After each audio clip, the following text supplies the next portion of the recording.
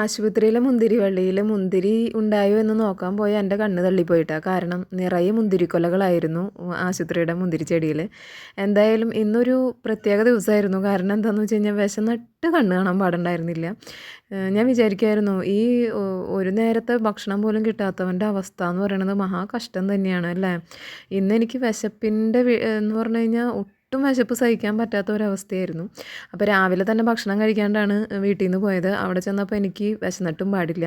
അപ്പോൾ ഞാനത് ഓഫീസിലെ ചേച്ചിയുടെ അടുത്ത് പറഞ്ഞപ്പോൾ ചേച്ചി എന്ത് ചെയ്തു, ആളുടെ കയ്യിലുണ്ടായിരുന്ന ചക്കപ്പുഴുക്ക് വേഗം കൊണ്ട് തന്നിട്ട് പറഞ്ഞു ഇത് കഴിച്ചോളാൻ പറഞ്ഞു. അങ്ങനെ ഇരുന്ന് കഴിക്കുകയാണ് ചക്കപ്പുഴുക്ക്.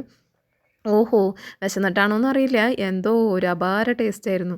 കാരണം നല്ല മറ്റേ ചൂന്യമുളകില്ലേ, ചൂന്യമുളകും നാളികേരമൊക്കെ ഒതുക്കി അരച്ചൊതുക്കിയത് ഇട്ട് ചക്ക വെച്ചിട്ട് ചക്കപ്പുഴുക്കെന്നാണ് ഇവിടെയൊക്കെ പറയുക. നിങ്ങളുടെ നാട്ടിലൊക്കെ എന്താണ് പറയുകയെന്ന് എനിക്കറിയില്ല. എന്തായാലും തിന്നിട്ടും കൊതി തീരുന്നുണ്ടായിരുന്നില്ല. അത്രയ്ക്കും ടേസ്റ്റായിരുന്നു അതിന്. അത് വിശക്കുന്നതിൻ്റെ ടേസ്റ്റാണ് എന്ന് എനിക്ക് തോന്നണില്ല. കാരണം സത്യത്തിൽ അതിന് നല്ലൊരു ടേസ്റ്റ് ഉണ്ടായിരുന്നു കേട്ടോ. എന്തായാലും അതൊക്കെ ആസ്വദിച്ച് കഴിഞ്ഞ് ഒരുവിധം വിശപ്പടങ്ങിയപ്പോൾ സമാധാനം.